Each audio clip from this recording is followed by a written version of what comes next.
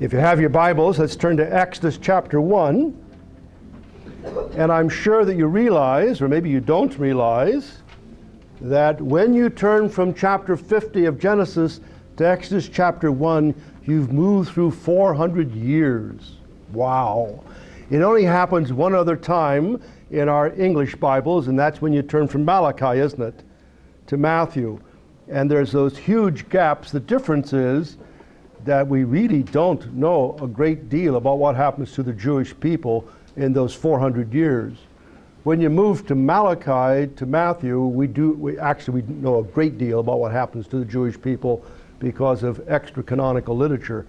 But just a lot of questions about which we know almost nothing. We know something about Egypt. You can find Egypt, but you can't find much about Israel. Very briefly, I'm going to remind us of where we are. Our first act, God created the world in 6 days, with the apex of that world being humans, and he replays that so that we have Adam and we have Eve. They are society, which I take to be the goal of God's creation, the goal of God's work on earth, and they are naked, and I have understood that to be that they are open, they are right, they are just with each other. Act 2, God judges humans for sin, Adam and Eve, and then the flood, and then the Tower of Babel getting larger, spreading out. These three stories are connected by genealogical trees, and the justice is there. The vocabulary is not there. The word judgment actually isn't used. But you don't need to be a theologian or anything special to realize that these are stories about judgment. And so we see judgment here. Act 3, and we're going to be in Act 3 for too long. God constructed a great, holy, and just society. And we start with the pioneers, Abraham and Sarah. And then Isaac and Rebekah and Jacob. And, well, we got a lot of wives here.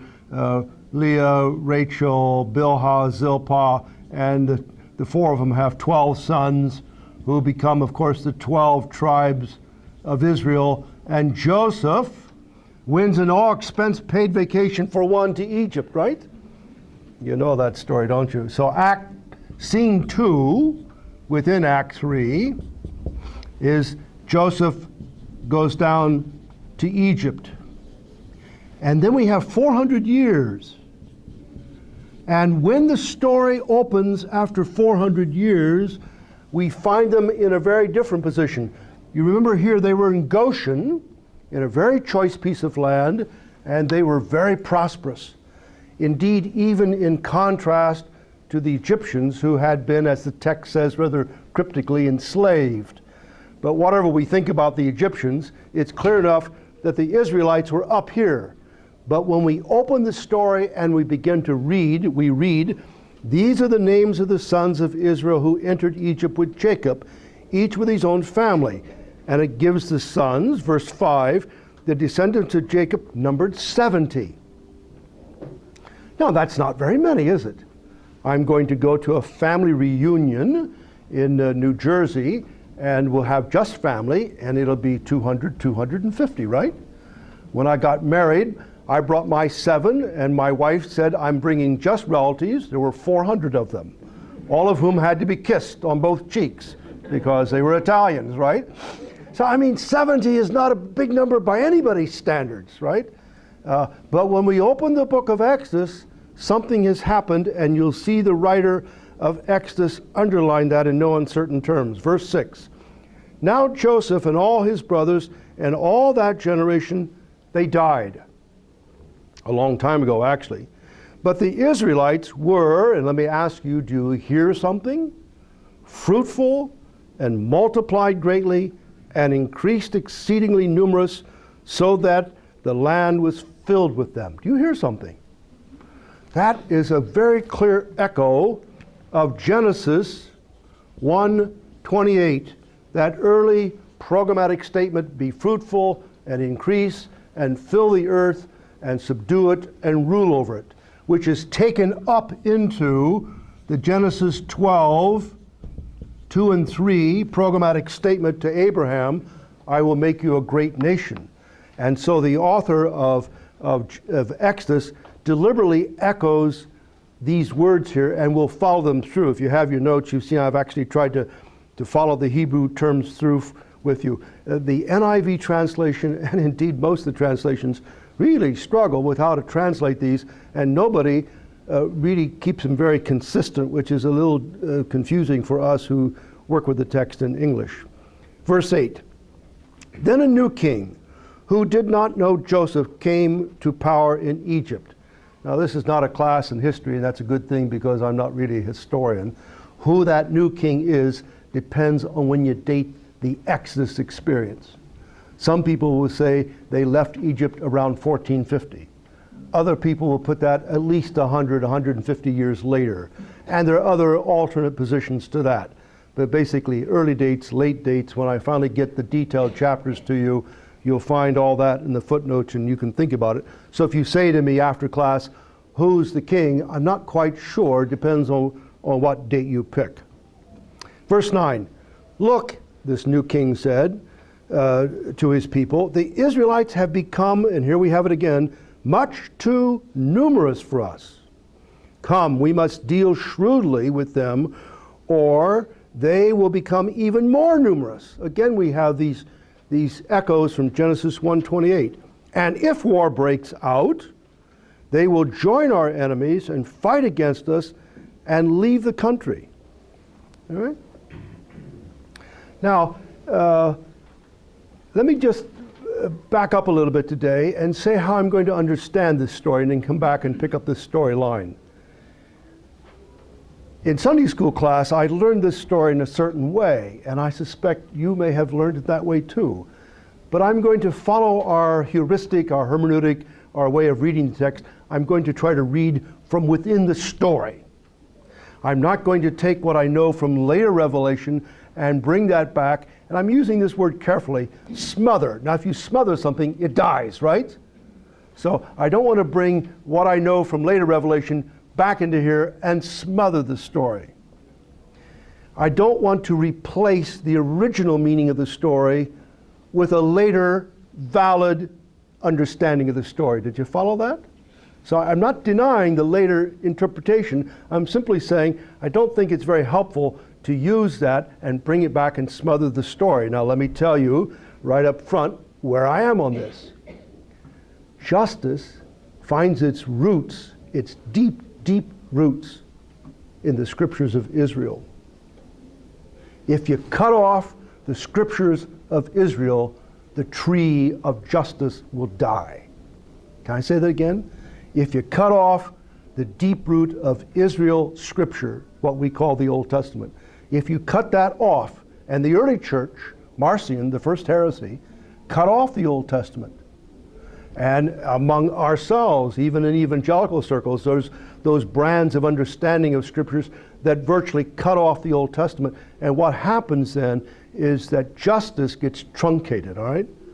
So I must tell you, I have some rather strong and deep convictions and even feelings about the carefulness with which I want not to smother the Old Testament, although I'm keenly aware that later Paul will talk about Christ, our Passover lamb, right? And I think that's absolutely valid. I just don't want to say that displaces the meaning here. Also, I want to note that this is a fascinating text. Of all the texts in the Old Testament in terms of an event, it's this event par excellence that is picked up and repeated again and again and again. It's repeated with the Exodus from Babylon.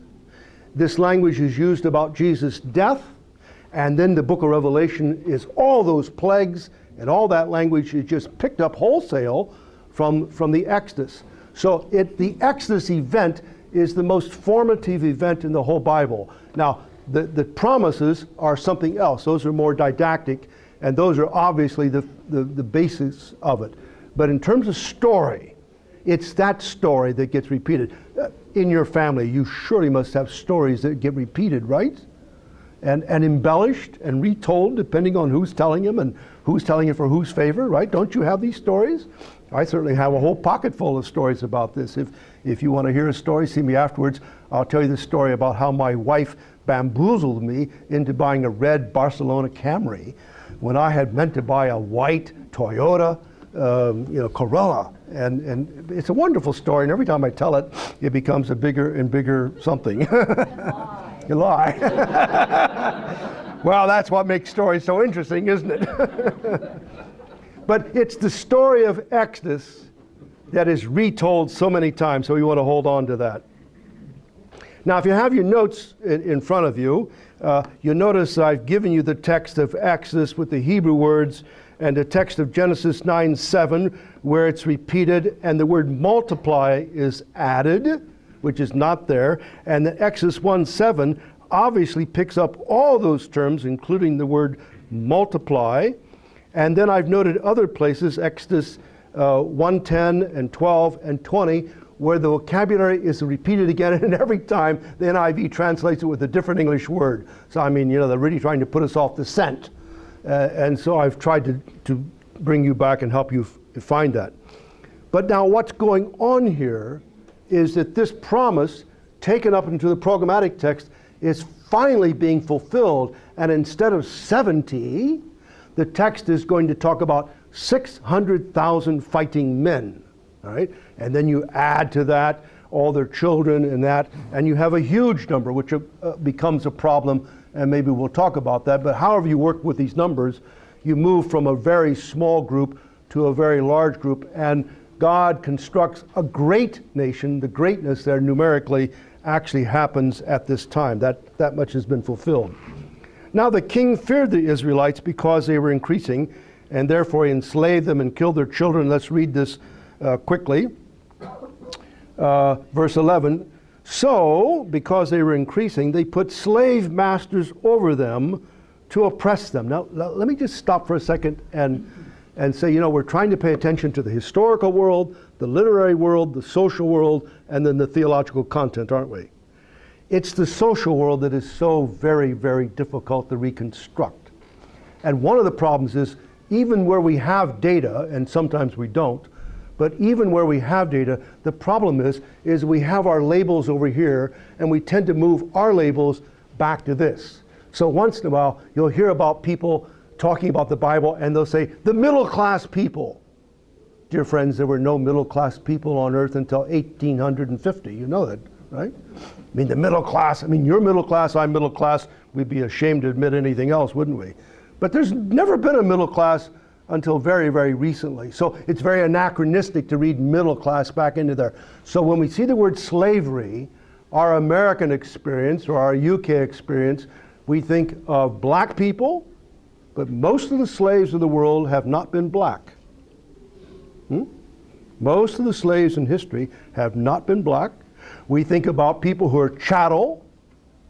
We think about people who were moved across the ocean. But none of those would be true here. There's no color distinction. They are not really chattel, that is, properties to be bought and sold, and they weren't moved great distances. It would be better to think of the slavery here as more of a serfdom or something like that. And when you read the detailed notes, I've sent you off to some learned dictionary articles that will help you with this nomenclature. But we just need to be careful not to read our own history of slavery back into the text. Although having said that, listen to the text and you realize their situation was miserable. The text actually uses that word. So I don't want to, play that down. I just want to help us think about the term. So they put slave masters over them to oppress them, very strong language, with forced labor. And they built Pithom and Ramesses as store cities for Pharaoh. But the more they oppressed, the more they multiplied, and there's our term again, and they spread. So the Egyptians came to dread the Israelites, and they worked them ruthlessly. They made their lives bitter with hard labor in brick and mortar, with all kinds of work in the field. In all their hard labor, the Egyptians used them ruthlessly. So we want to say down here that Egypt is clearly oppressing Israel. And whatever else they are poor. Maybe that's a nice, straightforward term, although even that one has a lot of difficulty, doesn't it? But they're at the bottom. They're the oppressed. They're the miserable. They're the ones who are being used ruthlessly. And it says that the king feared them. You know, I've often read that text as a child, and I said, why would the king fear them? I was standing on the main artery in Manila many years ago as a young, naive missionary. They had cleared the streets hours before. The day before, they had come with whitewash, and they'd whitewashed all the dirty, filthy curbs so that they're white, at least until the next rain. There were police, armed police, heavily armed police, on every single corner. Overhead, there was a cavalry of armed gunships. And way in the distance, I could see something black coming and coming very fast. No one ever went fast on that highway until they cleared it. And as they came with motorcade in front of them, you know, the motorbikes, and behind the motorbikes, here came 10 black limousines traveling at probably 100 miles an hour. It was incredible. Black windows, and as I stood there, shoom, shoom, shoom, they went shooting by me. And I went home and I said to my wife, President Marcos just went from his home to the Pambasan Pambansat, the National Assembly. I said, I don't really understand what happened. And I began to ask some Filipinos what was going on here. Wow, I mean, you can fill in the blanks, can't you? President Marcos was afraid of the Filipino population. Why? Because he was oppressing them. We know that now, don't we? He was an oppressor. And he is emblematic of all oppressors. They're afraid of the people they oppress. They're driven by these fears. And here you have a class example of it, a real oppressor. And he not only oppresses them, but verse 15, and I'm not sure this is the right word to use, but I'm going to try it. The king of Egypt, verse 15, said to the Hebrew midwives, who were these two ladies here, when you help the Hebrew women in childbirth, observe them on the delivery stool. If it's a boy, kill him. If it's a girl, let her live. The midwives, however, feared God and did not do what the king of Egypt had told them to do. They let the boys live. Then the king summoned the midwives and asked them, why have you done this thing? Why have you let the boys live? The midwives answered the Pharaoh, Hebrew women are not like Egyptian women. They are vigorous and give birth before the midwives arrive. Well, maybe. So God was kind to the midwives, and the people, and here it comes again, increased and became even more numerous. And because the midwives feared God, he gave them families of their own. They got in on this increased thing. Then Pharaoh gave orders to all his people, not the midwives, every boy that is born you must throw into the river. It's a genocide, isn't it? I think Cecil B. DeMille left this out of the story, didn't he? It's been a long time since I saw the movie, but I don't remember the scene where the Egyptians went and got the Hebrew boys and took them down to the river and I mean, talk about a movie. That would really be a movie. And then you'd really know that Pharaoh was a horrible person and was scared to death. Now the birth of Moses, chapter 2. And I'm going to try to follow the text more or less today. I'm going to skip that. You know that. It's a miraculous sort of thing. And chapter 2, verse 11, Moses is growing up and doing what he does. I want to hold that for a second, and I'll come back to that. So run your eye on down to chapter 2 and verse 23. God delivered oppressed Israel because of his promise. And we'll come back to the other part of the text in just a second. During that long period, the king of Egypt died. The Israelites, how'd they feel about this? They groaned. They groaned in their slavery. And what did they do about it? They cried out for help because of their slavery, and their cry for help went up to God. Now, a very basic question to ask here is, how does God respond to the prayers of the poor, of his people, and indeed of all the earth when they cry out from poverty? How does God respond to that? How does God, and I say this carefully, how does God feel about that? How is he connected to that, not only intellectually, but how is he connected to that emotionally? How does God feel about that? How does God feel about that? Well, we're not left in doubt about God's stand on this situation. Look at verse 24. It's a remarkable verse. God heard their groaning, and he remembered, not in the sense of forgetting, but he's focusing on this. He's bringing this into focus, and he remembered. What did he remember? He remembered his covenant with Abraham and Isaac and Jacob. Now this goes back 600 years. I mean, this is a 200-year period. Here's a 400-year period. What were Americans doing 600 years ago? Not much. Not much. Huh? In fact, they were doing nothing at all, were they? I mean, we don't have 600 years of history. We can't even remember 600 years, can we? We're a very new group. But 600 years ago, God made a promise to Abraham, repeated it to Isaac, repeated it to Jacob, and God says, I've made a promise with these people. So, verse 25, God looked on the Israelites and was concerned about them.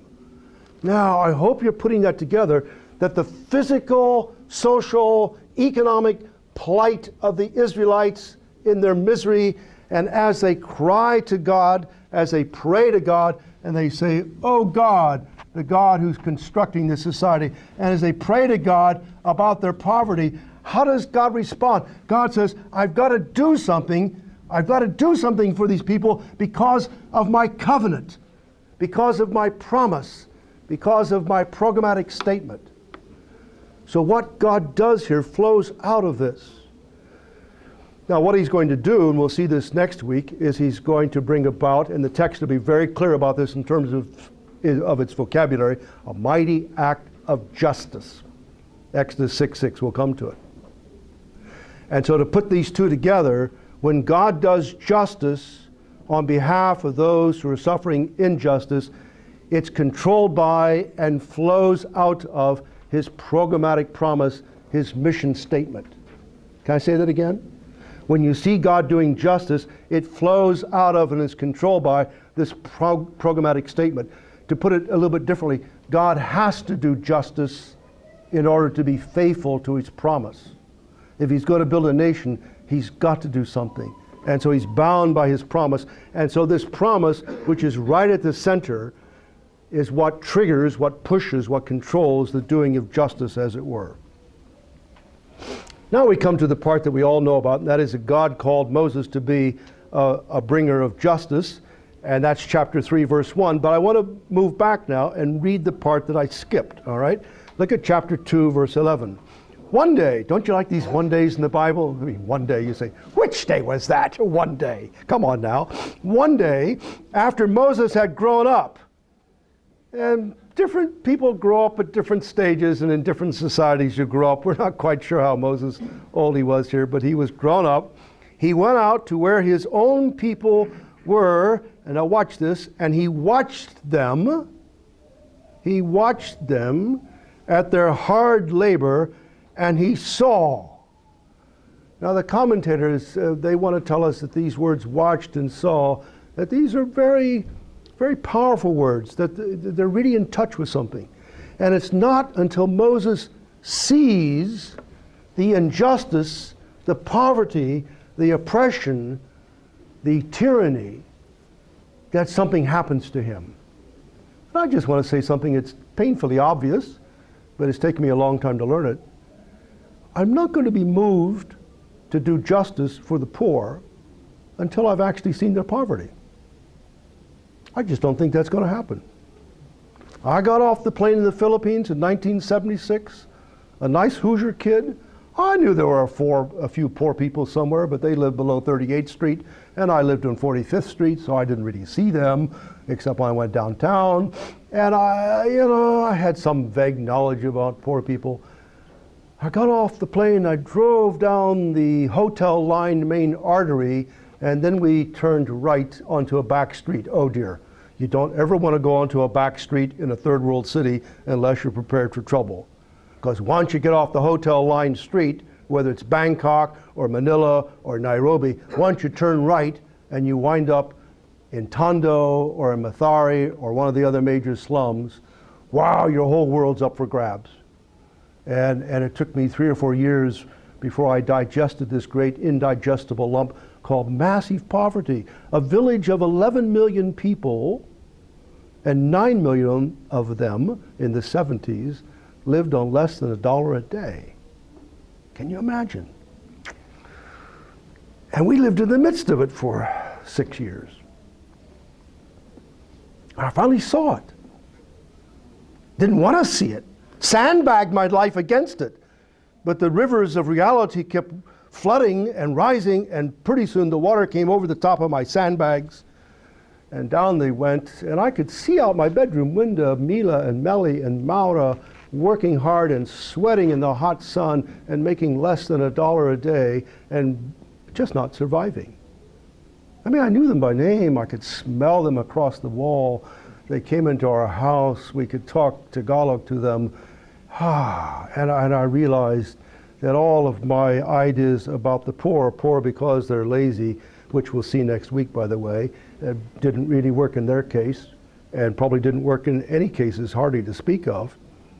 And you see, Moses, perhaps for the first time in his life, he got out of the palace and he saw these people. Wouldn't it be nice to know a bit more story here? I mean, we just don't know, do we? But he's come out and he saw these people, and it's changed his life. As a missionary, I'm often asked, what about mission trips?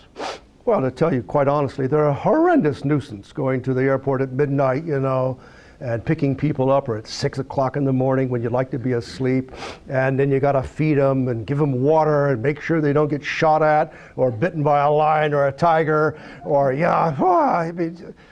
but now I'm having a bit of fun, you understand that. I mean, I'm not there anymore. We enjoyed business, and we invited people to come, and they came, and we enjoyed them. Are mission trips worth it?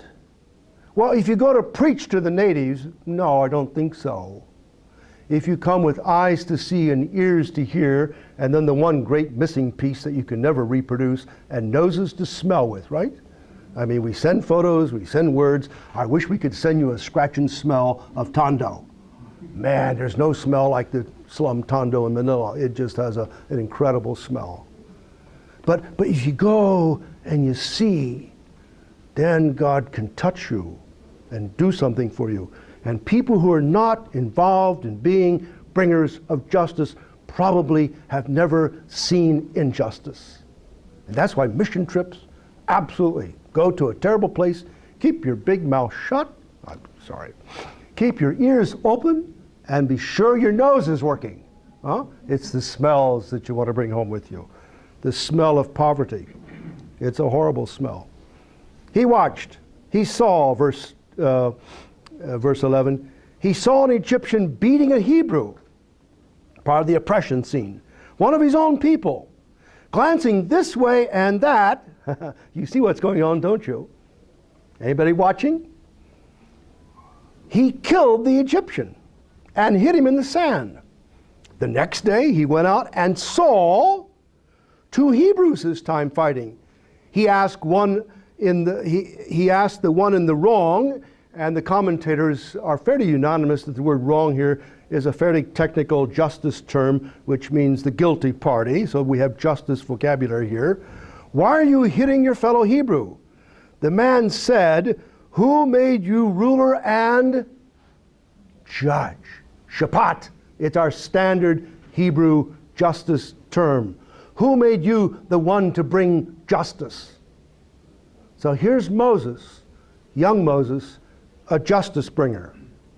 Are you thinking of killing me as you killed the Egyptian? Then Moses was afraid and thought, what I did must have become known. And when Pharaoh heard of this, he tried to kill Moses, but Moses fled from the Pharaoh and went to live in Midian, where he sat down by a well. Now a priest of the Midian had 7 daughters, and they came to draw water and filled the trough to the water and filled the troughs to water to their father's flock. Some shepherds came along and drove them away. But Moses got up and came to their rescue. And it's the same word that's used in parallel to justice in Exodus 6 that we'll see next week. It's a justice term, or at least it's a justice cousin, all right? It's a justice cousin. And so we got a justice. He's still doing justice. When he sees people, women, being pushed away by men, he intervenes on the behalf of the women. He's got into his heart to rescue people. Verse 17, some shepherds came along and he drove them away, but Moses got up and came to their rescue. He brought justice to them.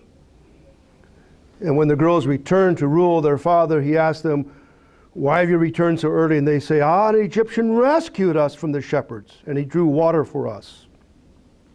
So he came to live with them and married one of the daughters, Zipporah, and he became an alien. He became a refugee. And then we have the little bit here that I already read to you about God acting on behalf of the covenant, chapter 3, verse 1. Here's what God does. Now Moses was tending the flock of Jethro, his father-in-law, the priest of Midian, and he led the flock to the far side of the desert and came to Horeb, the mountain of God, and there the angel of the Lord appeared to him in the flames of fire within a bush. Moses saw that though the bush was on fire, it did not burn up. So Moses thought, I will go over and see this strange sight, why this bush doesn't burn up. When the Lord saw that he had gone over to look, God called. Now I don't want to lean too heavily on that word, and I've called this section the call of Moses, and I guess that's all right. God called to him from within the bush, Moses, Moses. And Moses said, here am I. And God says, do not come any closer. God said, take off your sandals, for the place where you're standing is holy ground. Here we have a little bit of body language. I mean, social world is hard enough to capture, but body language is almost impossible. You can buy and sell things in the Philippines by raising and lowering your eyebrows. Kidlat. And you need to be careful. You might just sell things that you didn't want to sell, or you just might wind up buying things you didn't want to buy, right? And you know there's all kinds of rules about which hand you shake hands with and who holds hands with. Body language is culturally specific, isn't it? Taking off your shoe. I don't think anybody took off their shoes when they came into the church today, right? What kind of religious people are we? You know that there are religions where you always take off your shoes, right? And here, taking off the shoe has some cultural meaning that is a little hard for us to capture. I mean, we guess that it means, well, must be on holy ground, whatever that may mean, right? But he's there and he takes his shoes off and he encounters God. Now, I don't want to press this too hard because the word worship is not actually used here, but I think this is an act of worship. It's an act of worship. And I would say to you, because this is the beginning of the call to Moses to be a bringer of justice, where does the call to be a bringer of justice, maybe not where it begins, but what is it grounded in? What is it based on? And I would suggest for you, and I wish I understood this better, and as we read through the text we'll see more on this, that those who are going to be involved with God in being justice bringers, that the foundation of it is worship. It's, in this case, taking off your shoes, you're on holy ground. It culminates, as chapter 3, verse 12 says here, in worship when they come out of the Exodus. So there's worship at both ends of the justice-bringing experience. But somehow or another, it's grounded in worship. We'll think about that more as we go on.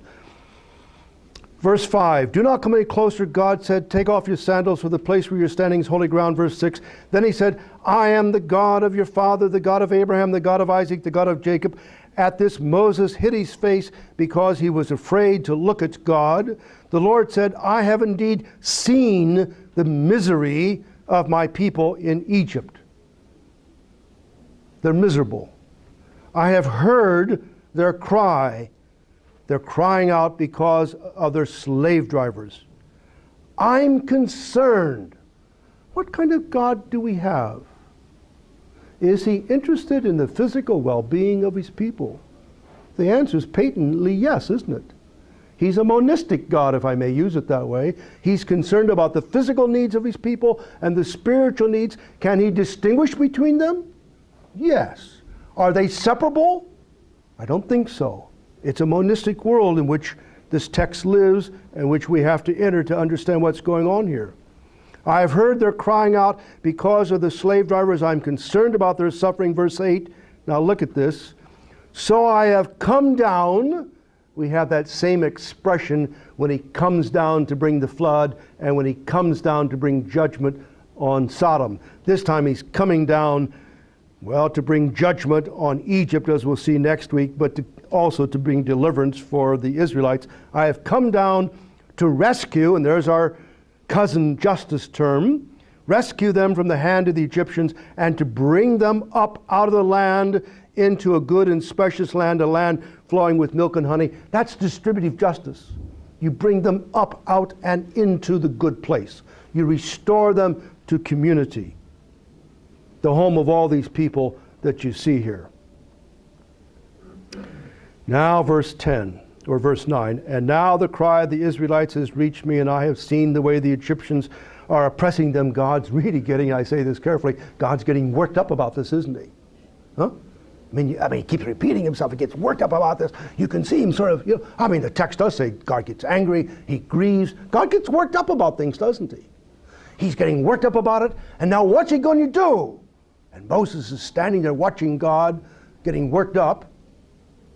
And God says, verse 10, do you see it?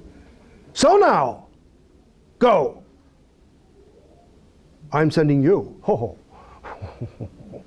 Moses hadn't expected this. It's one thing for God to get worked up. It's another thing for him saying, all right, you fix it. I'm concerned about it. You go and fix it. Go. I'm sending you to Pharaoh to bring my people, the Israelites, out of Egypt. Are you kidding? And that's exactly what Moses says, not quite in that sort of slang, but you see his responses here, don't you? That when we have Moses confronted with this, he comes out with 3 questions, a statement, and then a refusal. And I'm going to move through these very quickly. And God said, verse 11, but Moses said to God, who am I that I should go to Pharaoh and bring the Israelites out of Egypt? If God says to you, I want you to solve this massive injustice problem, I imagine the first thing Amos is going to say is, oh no, not me, I can't do it. I didn't get that higher grades, can't do that, above my pay grade, no, I'm not going to do this.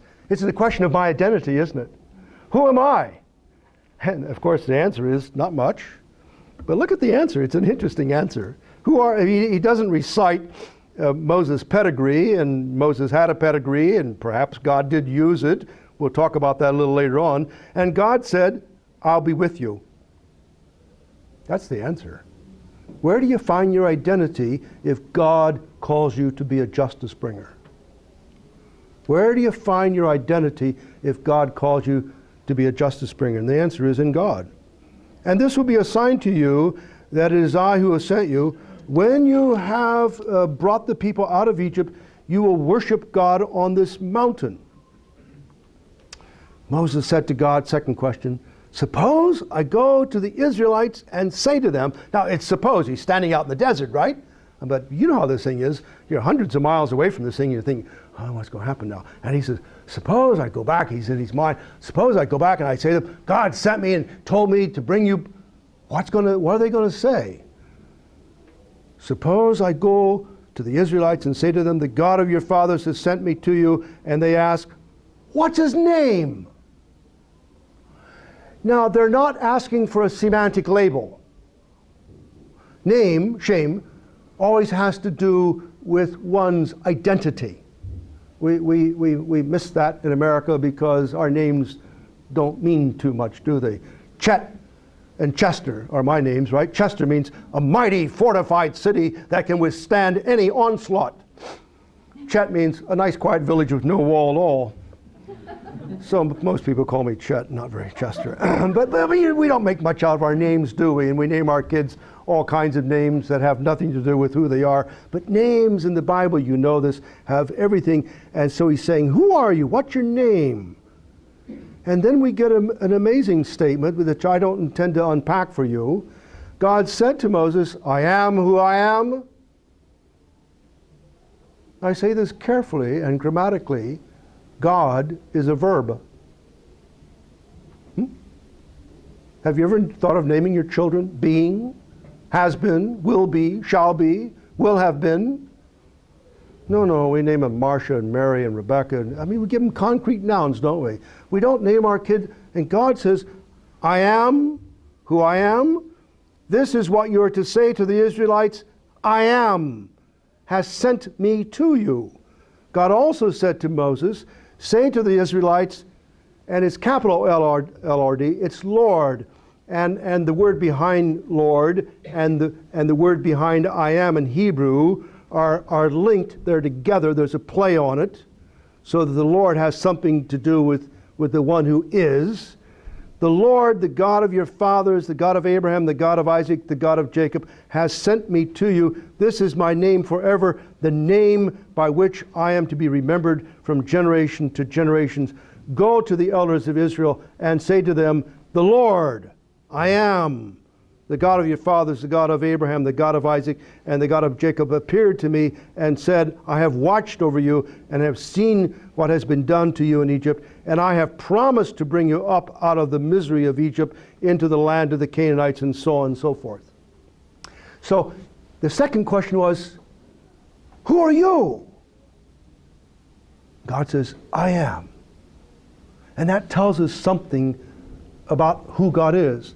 And that'll get picked up in the third and fourth bit, so we'll come back to that. But let me just say something here, even at the risk of being misunderstood.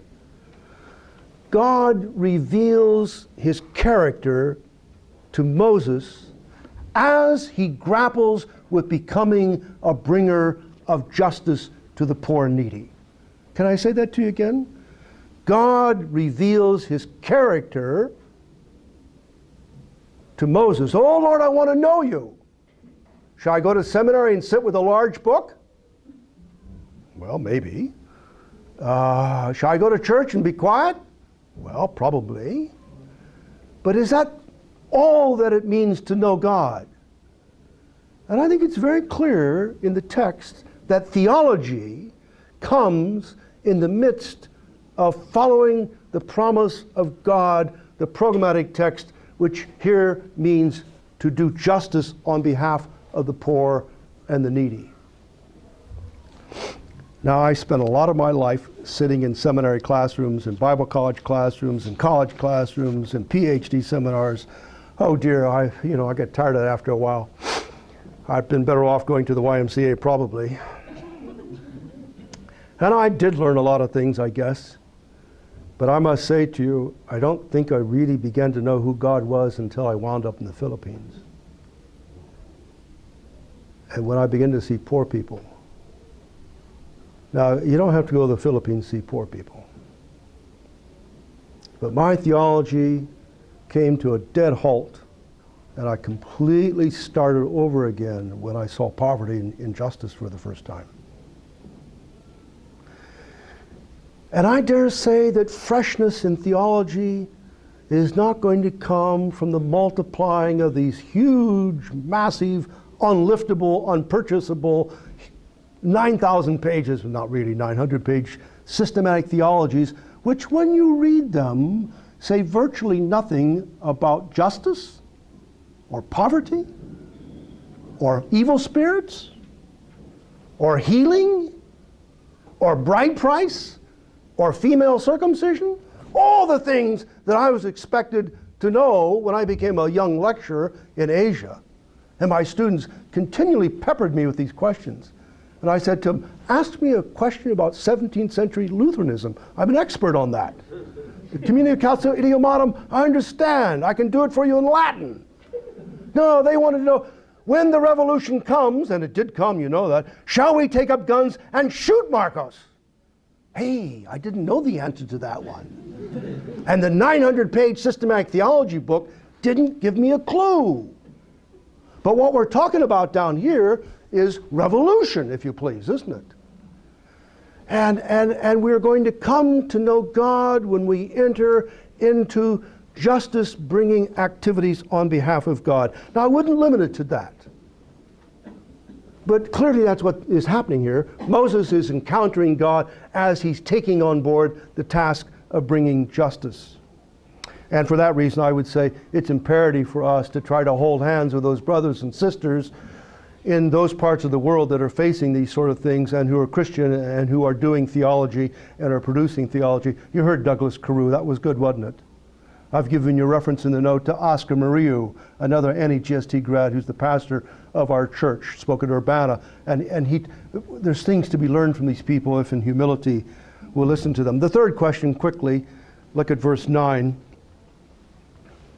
Verse 1 of chapter 4. Moses answered, "What if they do not believe me or listen to me?" Now the word listen must be used a dozen times. So you just want to hang on to that. The NIV tends to get that right. Run your eye back up to verse 3:18. The elders of Israel will listen to you. Will they? Verse 1 of chapter 4. Moses answered, "What if they do not believe me or listen to me and say, the Lord did not appear to you?" He's still out in the desert by the fire, and he's saying, man, if I do this, if I go, they're not going to pay a bit of attention to me. Have you ever felt that way? God's calling me to do foolish and stupid things. Then the Lord said to him, "What's in your hand?" "A staff," he replied. "Throw it down." He threw it down, and it became a snake. "Pick it up by the tail." That's not the way one picks up snakes, is it? Picked it up by the tail, became a stick. Then he says, "Put your hand in your bosom." It became leprous. Put it back in, it's healed. And he says, if they don't get that, when you get to Egypt, take some water, pour it on the Nile, it'll become blood. And we'll see these next week when we encounter Pharaoh. God is going to give him signs. Verse 8, then the Lord said, if they do not believe you or pay attention to the first miraculous sign, they may believe the second. But if they do not believe these two signs or listen to you, take some water and pour it on the ground.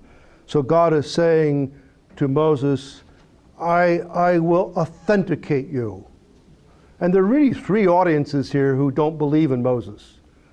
The first one is Moses. He doesn't believe in himself. So, this stick on the ground and hand it, this is for Moses' sake. He's all by himself out there. The second one, oddly enough, are the elders of Israel. And quite honestly, they give him far more grief than Pharaoh, don't they? Pharaoh's over and done with within a short period of time, but the elders plague him for 40 years in the wilderness because they don't listen to him, do they? And then finally Pharaoh, and the word listen, Pharaoh would not listen to them, and I've tried to give you all the references to that. It's a clear thematic downbeat in the text. Pharaoh refuses to listen.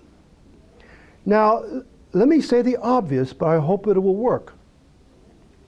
What's Moses' task as a bringer of justice?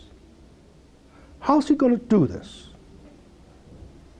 He's going to do it by talking.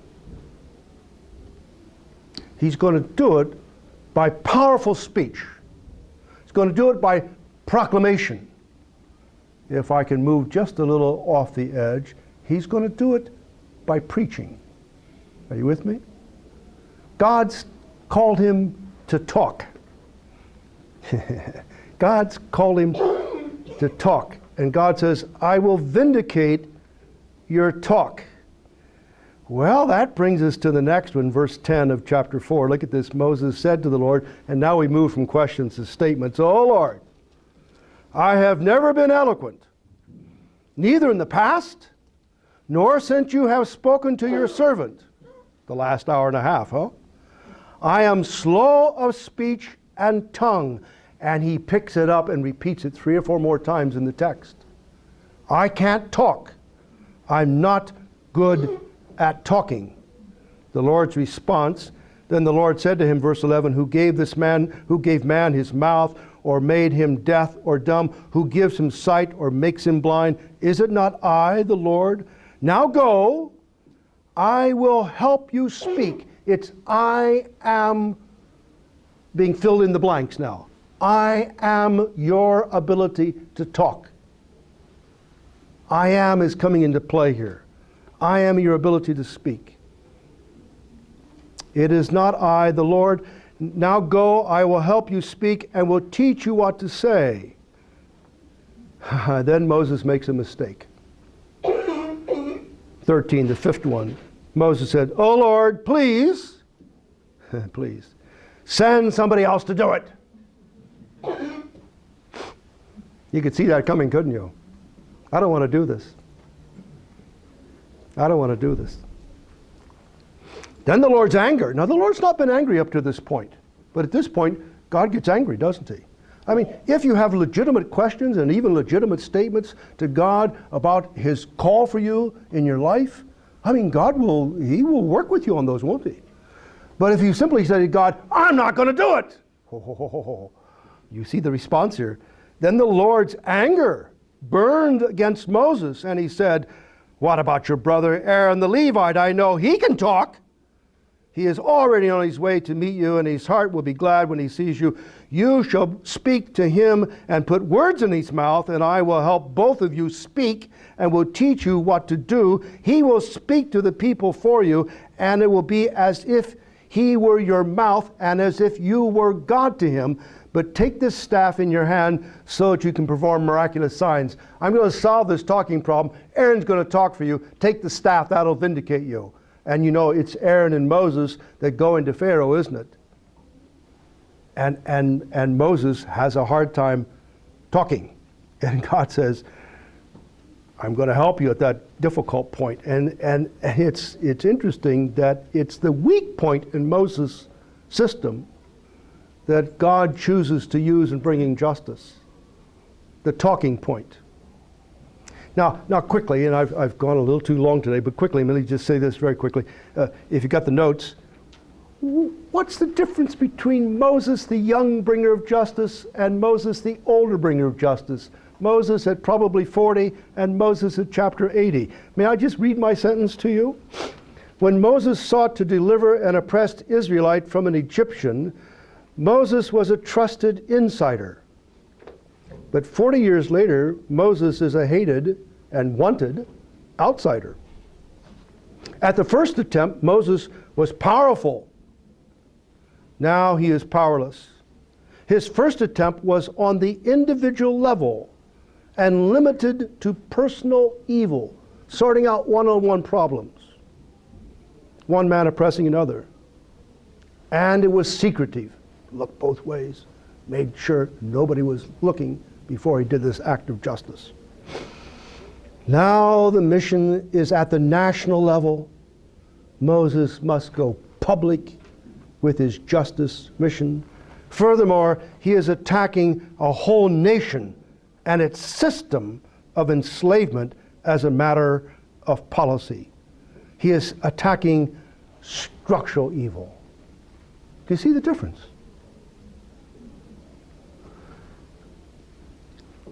Now, I don't want to get too far ahead of the story, and I don't want to say things until we've got a good foundation, but if you're paying attention, and if that's a true analysis of what's going on, wow, let me tell you a story, and I hope this won't be misunderstood. About 5 years ago, there was a lady at our school whose husband was falsely imprisoned, and a group came out from America of lawyers, and they sprung him from prison. And then later they had a discussion with the students, and the woman was there, and the released prisoner, and the head of the mission, and the other people who'd come, lawyers, and one of the students, in fact, more than one of the students, said, "Sir, we really appreciate your coming to our country and springing our brother from prison. But you know that there are thousands and thousands and thousands more of our brothers who are falsely imprisoned. Would you mind trying to change the system?" Ooh, I thought that was pretty insightful and pretty brave. I've never forgotten that. Oh, we spring one here, we spring one there, we get one out here, we get one out there. And that's good, especially if it happens to be your wife or your husband who's been in prison. You're very thankful, and we were. But Moses is being called not to spring the individual. That's what he did when he was young. He could do that. He's being pushed to go public and change the system. If the reason that the people of God are miserable is a systemic problem, and it was, wasn't it? Then the solution has to be systemic.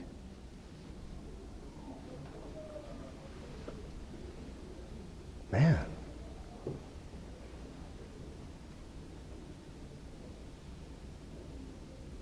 You know, I've got a daughter who's an NGO. In fact, I've got two daughters who are NGOs, and I'm proud of them. And one of them really is putting her life on the line on this job. And she's coming home next week, and I'm going to give her a hug and tell her how proud I am. And she's been doing a lot of good. And she's decided now to challenge the human trafficking problem. She's decided to tackle a systemic problem in the name of Jesus. She's likely to get shot. She's likely to get shot. You know that. Or run over by a truck. People in the Nairobi all the time got hit by trucks. Quite mysterious. Or in the Philippines when I was there, they disappeared. You know about this, don't you? If you go to tackling the systemic problem of justice, they're going to go after you. And so you want God to be on your side, and you want to be sure you're called, and you want to make sure you know what you're doing.